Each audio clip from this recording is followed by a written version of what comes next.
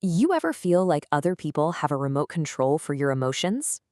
One little comment, one look, and suddenly you're spinning out and it feels like you're just a passenger along for the ride.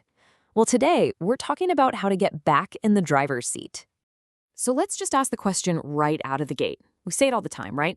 Oh, they just really know how to push my buttons. But is that what's really happening? Do other people truly have that kind of power over us?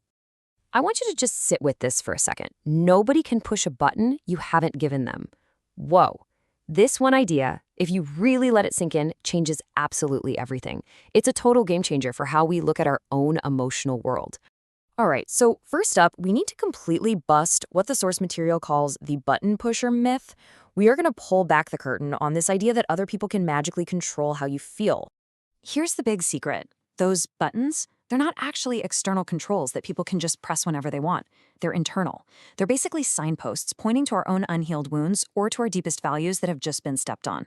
So think about it. A coworker makes some sarcastic remark and you just feel this surge of rage.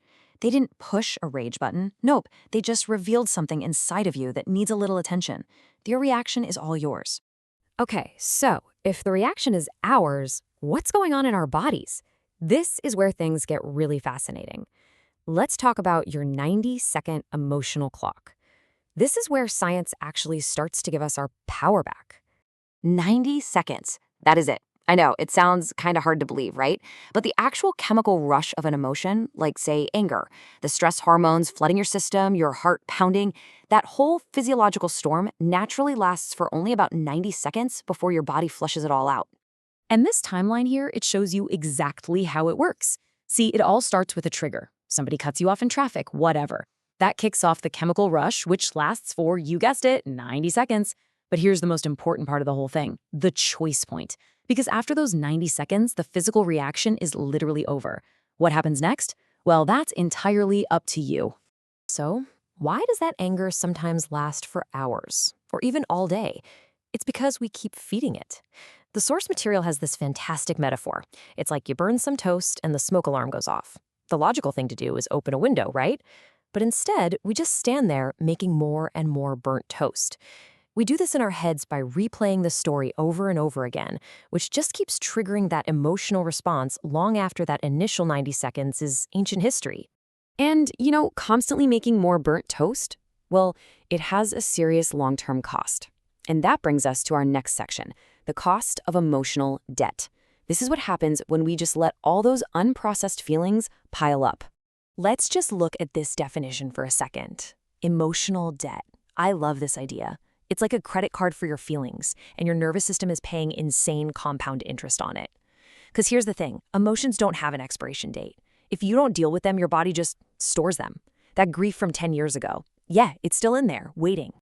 And how do we try to avoid paying the bill? Well, we distract ourselves. We get lost scrolling on our phones for hours, we binge watch an entire season of a show, we work ourselves to the bone. And listen, these aren't character flaws. They're just our body's way of trying to manage the debt because sometimes feeling nothing seems way cheaper than feeling everything we owe. Okay, that all might sound a bit heavy, I know. But here's the really, really good news. There are concrete, super practical ways to start paying down that debt and taking back control. So let's open up your self-regulation toolkit. Inside this toolkit, we've got 3 simple but seriously powerful steps. First, you're going to learn to name it. Then you're going to practice how to observe it. And finally, you'll discover how to reset with breath. Let's break down that first one. First up, name it. And I mean really name it. There is a world of difference between saying, ugh, I feel bad, and saying, I feel humiliated. Being specific is key. And this is so cool. Brain imaging studies actually show that when you put a precise label on an emotion, it literally dials down the alarm system in your brain, the amygdala, and fires up the rational thinking part. All right, tool number 2 is to practice being what's called the observer self. So instead of becoming the anger, you learn to take a step back and just watch it, almost like it's a storm cloud passing by in the sky. You can even say to yourself, I am noticing anger rising. Just that one little word, noticing, creates a tiny bit of space between you and the feeling, and in that space, you get your power back. But what about those moments when you're just so overwhelmed you can't even think straight? We've all been there. That is where tool number 3 comes in to save the day. It's called cyclic sighing, and it's a powerful, body-based tool for hitting the emergency reset button. It works by directly activating the part of your nervous system that acts like a brake. Here's exactly how you do it. You can even try it with me right now. Take a deep breath in through your nose, and then right at the very top, sniff in just a little bit more air. Now let it all out with a long, slow exhale through your mouth. Seriously, just one or two of those can pull you back from the edge when you're in a total crisis. Now, here's what's so amazing about all of these tools. This isn't just about coping or getting through a tough moment. Every single time you use one of them, you are actively rewiring your brain.